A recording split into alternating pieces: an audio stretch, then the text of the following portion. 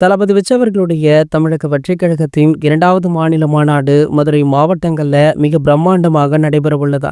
அதற்கான வேலைகளுமே ஒரு பக்கம் மும்முரமாக நடந்து வருது. அந்த இடத்துல இருந்து ஒரு சில புகைப்படங்கள் வீடியோக்கள் கூட வெளியாகி சமூக வலைதளங்கள்ல தொடர்ந்து வைரலுமே ஆச்சு. இதனடுத்து பல இடங்கள்ல தாவேக கட்சியுடைய பொதுக்குழு கூட்டமுமே நடைபெற்று வருது. அதுலயுமே தளபதி விஜய் அவர்களுடைய அனல் பறக்கும் ஸ்பீச்சை நம்ம தொடர்ந்து பார்த்துட்டு தான் இருக்கோம். அது மட்டும் இல்லாம மதுரை மாநாட்டுல ஒரு மிகப்பெரிய சம்பவம் இருக்கு அப்படின்னுமே சொல்றாங்க. இது ஒரு பக்கம் இருக்க, நம்ம விஜய் சாரும் சங்கீதா மேடமுமே ஒரு சில ஆண்டுகளாகவே ஒன்றாக வாழல அப்படின்ற ஒரு சர்ச்சை சோசியல் மீடியாக்களை அடிக்கடி சுத்தி வருது. அதற்கு தரமான பதிலடி கொடுக்கும் விதமாக தளபதி விஜய் அவர்களுடைய நெருங்கிய நண்பரான சஞ்சய் அவர்கள் அண்மையில் அவர் கலந்து கொண்ட விழாவில் தரமான பதிலடியுமே கொடுத்திருக்காரு. அதாவது விஜய் அவர்களும் சங்கீதா அவர்களுமே ஒரே வீட்டுல தான் வசிச்சிட்டு இருக்காங்க, 2 பேருமே ஒன்னாக தான் இருக்காங்க அப்படின்னு சொல்லியிருப்பாரு. அது மட்டும் இல்லாம தற்போது சங்கீதா அவர்கள் தளபதி விஜய் அவர்களுடன் பொதுவெளி ஒன்றாக செல்லவில்லை அப்படின்னாலுமே அவங்க அடிக்கடி ஒரு சில முக்கிய பிரபலங்களுடைய படங்களையும் FDFS காட்சிக்கு செல்வாங்க.